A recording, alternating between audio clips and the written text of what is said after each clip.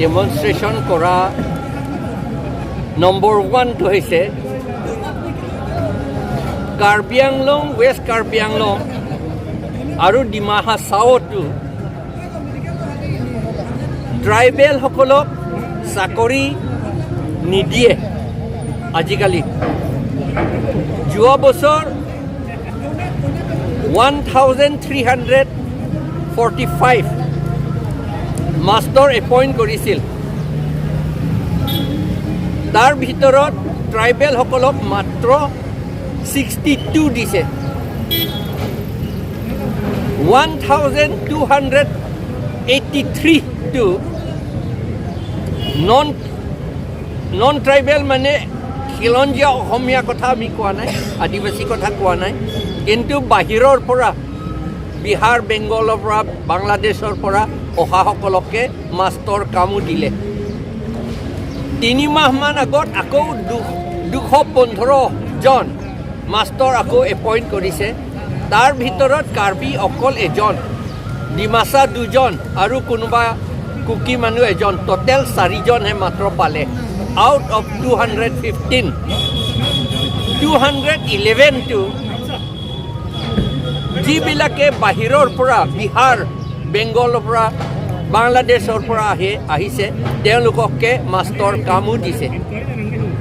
6 schedule মতে এডুকেশ্যনটো এটা ইনহেৰেণ্ট subject. Council হাততে থাকিব লাগে। কাউন্সিলে চিলেকশ্যনো কৰিব লাগে, ইণ্টাৰভিউ লোৱা কাম, পৰীক্ষা পাতা আৰু এপইণ্টমেণ্ট গোটেইখিনি কাউন্সিলে কৰিব লাগে, গ্ৰেড 4, গ্ৰেড 3 সকলৰ কাৰণে। কিন্তু এতিয়া গ্ৰেড 3 এণ্ড গ্ৰেড 4 এপইণ্টমেণ্টটো আছাম গভৰ্ণমেণ্টে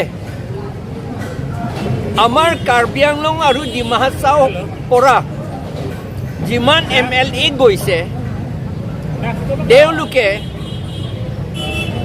ডাইৰেক্ট ৰিক্ৰুটমেণ্ট এক্ট বুলি আছাম এছেম্বলি পাছ কৰি দিলে 2021ত।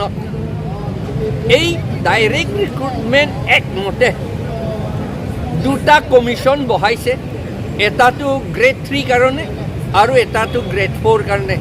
2টা কমিশ্যন তেওঁলোকে চিলেকশ্যন কৰিছে। কাৰ্বি আংলং, ৱেষ্ট কাৰ্বি আংলং, ডিমা হাছাও কাৰণেও তেওঁলোকে চিলেকশ্যন কৰিছে। 6 শিডিউল ভাঙি পেলাই কামটো কৰিছে। আৰু 6 শিডিউল ভাঙাটো উদ্দেশ্যটো কাৰ্বি ট্ৰাইবেলসকলক, আদিবাসীসকলক, খিলঞ্জীয়া অসমীয়াসকলক work opportunity, appointment opportunity, job অপৰচুনিটিটো ডিনাই কৰিবলৈ, যাতে তেওঁলোকে নাপায়, সেইটো উদ্দেশ্যলৈ তেওঁলোকে এই আইনটো বনাইছে, ডাইৰেক্ট ৰিক্ৰুটমেণ্ট এক্ট।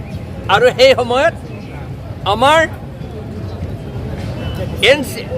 ডিমা হাছাওৰ পৰা থকা MLA আৰু কাৰ্বি আংলঙৰ পৰা 4জন MLA আছে। নুমল মমিন, ডাক্তৰ নুমল মমিন, দৰ সিং ৰংহাং, ৰূপ সিং তেৰণ, বিদা সিং ইংলেং, তেওঁলোকে এই ডাইৰেক্ট ৰিক্ৰুটমেণ্ট এক্টটো বনাবলৈ দিলে।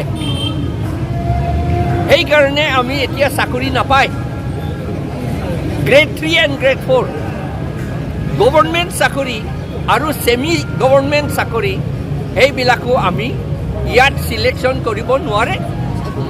এপইণ্টমেণ্টটো বাৰু কৰিব পাৰে, কিন্তু এপইণ্টমেণ্টকৈ চিলেকশ্যনহে বেছি ডাঙৰ কথা। সেইকাৰণে এই আইনটো বলবৎ হৈ থকালৈকে আমাক চাকৰি কেতিয়াও নিদিব। যদি চাকৰি নিদিয়ে, তেতিয়াহ'লে আমাৰ নেশ্যনেল পৰা নেশ্যনেল ইণ্ডিয়া, ভাৰতৰ যিমান টকা পইচা আছে, ৱেল্থ বুলি ক'লে টকা পইচাতকৈ বেছি ডাঙৰ কথা, সেইটো বহল কথা। সেই গোটেইখিনি আমাক ডিপ্ৰাইভ কৰিবলৈ কাৰণে এইটো কৰিছে। আৰু আমাৰ নিজৰ MLA সকলে ডিপ্ৰাইভ কৰিবলৈ তেওঁলোকে সহায় কৰিলে। সেইকাৰণে এতিয়া এই ডাইৰেক্ট ৰিক্ৰুটমেণ্ট এক্ট কেনচেল কৰিবলৈ বা এমেণ্ড কৰি পেলাই ছেকশ্যন 1 ক্লজ 2 যদি এমেণ্ড নকৰে যে এই এক্টটো গোটেই আসামত বলবৎ হ'ব এক্সেপ্ট 6 শিডিউল এৰিয়া বুলি আইন এমেণ্ডমেণ্ট নকৰালৈকে আমাক ডিপ্ৰাইভ কৰি থাকিব। সেইকাৰণে আমি ইয়াত আজি বহিছোঁ যে এই লটো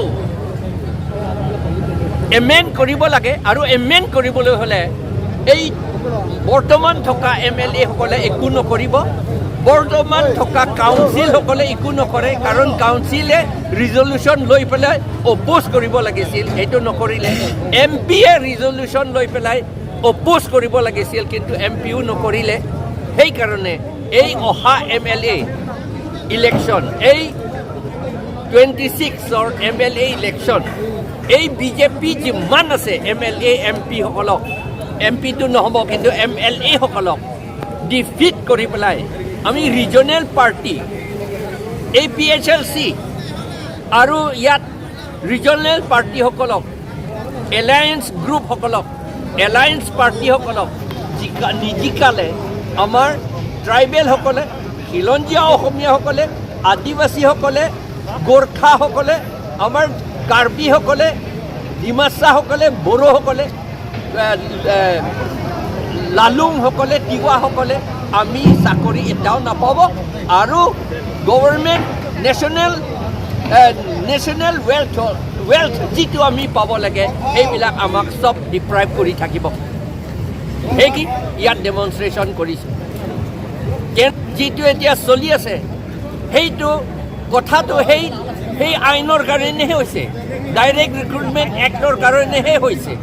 সেইকাৰণে এই ডাইৰেক্ট ৰিক্ৰুটমেণ্ট এক্ট এমেণ্ড নকৰালৈকে 6 শিডিউল এৰিয়া এইটো পাৱাৰ নাই বুলি আমি দুখীয়া হৈ থাকিম।